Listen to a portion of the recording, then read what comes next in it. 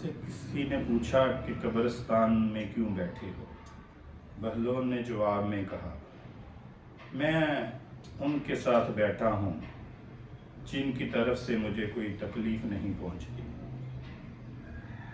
इल्ज़ाम नहीं लगाते, हसद नहीं करते, झूठ नहीं बोलते, ताना नहीं देते, खयानत नहीं करते, और सबसे अच्छी बात यह है कि जब मैं यहाँ से उठ कर जाता हूँ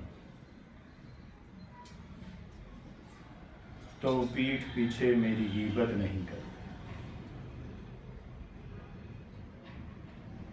बहुत ही प्यारी बात है ये दोस्तों, याद रखें और ऐसी प्यारी बातें के लिए हमारे चैनल को सब्सक्राइब करें, लाइक करें।